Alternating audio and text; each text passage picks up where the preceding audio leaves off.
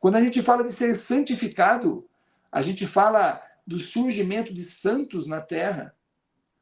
E santo não é perfeito. Nenhum deles foi.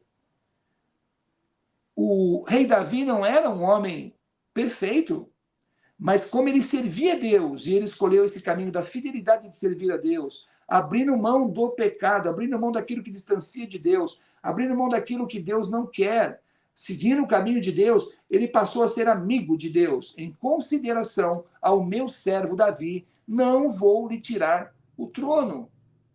Ou seja, impedido do meu servo. Ou seja, uma grande força intercessora. Perceba que eu e você podemos buscar essa santidade. Precisamos lavar-nos. Precisamos buscar essa santidade e buscar essa reabilitação. Por que reabilitação? Porque a gente encontra lá em Efésios 1:4. Preste atenção nessa passagem de Deus. Em Efésios 1:4, a gente encontra uma palavra de Deus que diz mais ou menos assim: Deus nos escolheu em Cristo antes de criar o mundo, para que sejamos santos e sem defeito diante dele. Olha que palavra linda. Vou repetir para você. Palavra de Deus.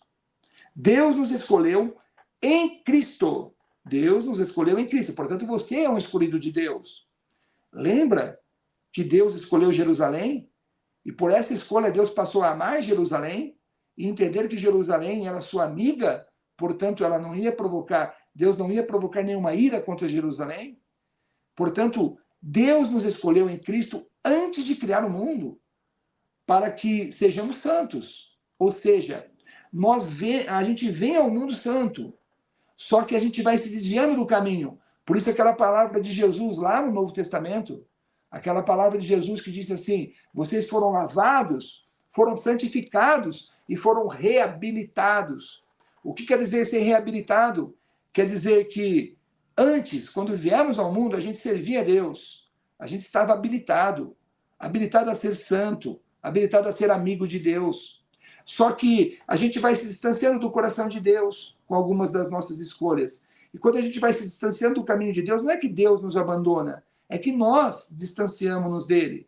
E quando a gente se distancia do coração de Deus e depois a gente se lava, se converte, e toda vez que a gente se converte, a gente se aproxima do coração de Deus, nós nos reabilitamos. Simples o que Jesus quis dizer. A gente nos reabilitamos. A gente passa a ser uma pessoa reabilitada. Por que reabilitada? Porque habilitamos-nos de novo a ser amigo de Deus. Habilitamos de novo a servir a Deus.